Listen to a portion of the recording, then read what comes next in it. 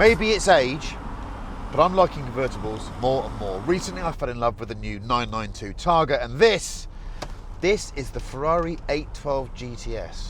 A car 10 years ago I'd have hated in concept because it's one of my favourite sports cars, the 812 Superfast with the roof cut off. And I would say, well, why would you want to make it heavier, less rigid, yada yada. And now I just love the alfresco motoring.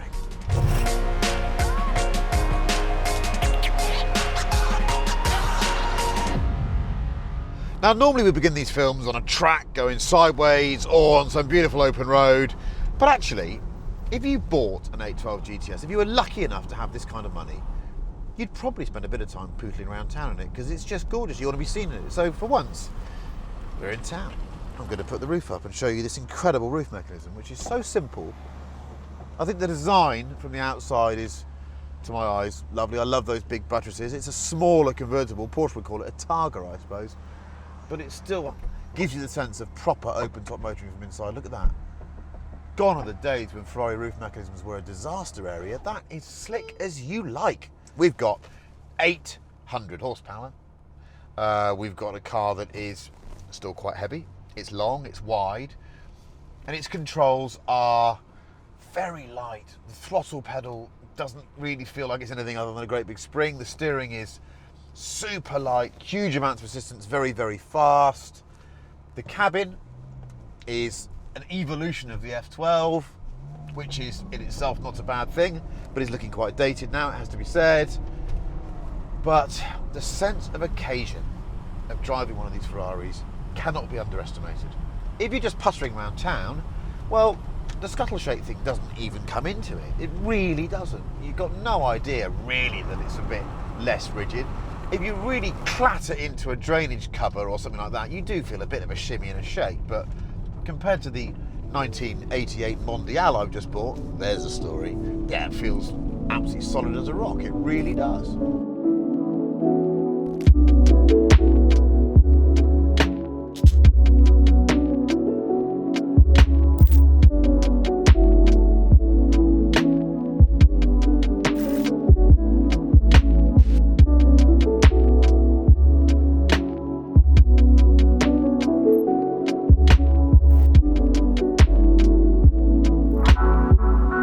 The more that on-road driving becomes restricted and speeds become, you can't use cars like this anymore to anything like their potential, it becomes really important that a car is good at low speed.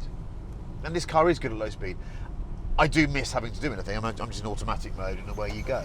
But I do like the fact that it's a lovely cruiser. It's a proper GT car. The idea of getting in this, plotting a course down to Cannes and stopping at loads of vineyards on the way down. I mean, that's what this is about. Superlative motor car for that. Top speeds well over 200 miles an hour. I mean, this might be peak Ferrari before it all goes hybrid and electric. Now let me show you my roof. We're about to go past the Clifton Suspension Bridge. Here we go. Look at this. Look at this. Joyous. How cool is that? Just proper theatre. Now, in cruising around town, I'm probably actually showing you how this car will be used by most people who buy one.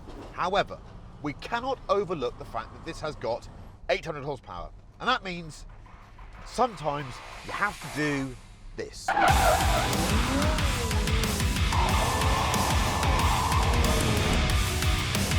800 horsepower! You forget about it when you're going slowly, but the moment you touch the throttle, it's so fast, so angry, you need to go to a circuit just to feel what 800 actually is all about. And I tell you, it's about raw speed and acceleration and being thrown around the cabin, because it's the most overpowered vehicle I have driven in years. In third and fourth gear, it'll just paint lines anywhere. Anywhere. Oversteer on the exit of a corner in fifth. This is supposed to be a Saint-Tropez cruiser. And that's what's so clever about it. It'll do both. Leave it in auto and it will just schlep about, but there's always this lurking suspicion that it wants to just fire you off into the scenery. Oh, it's a fantastic car. It's like you've got a musical instrument under your right foot. You can just choose the angle of slide and the pitch of the song. It's just, this lineage of Ferrari from F12 through to 812 might just be my favourite of the lot. The front engine Berlinetta with so much power, great weight distribution, great accuracy when you want it, but also lunacy when you want it too. You know what? Ferrari's done something very clever here. It's taken the roof off, but it's given you so much power and torque, you don't have the time to process whether there's scuttle shake or not. I love it. I absolutely love it.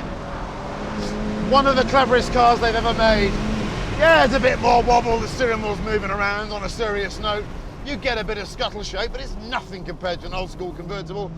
And the payback, al fresco motoring, which I love more and more, though it does obviously affect my hairstyle. Yeah, this is one of the greats from them.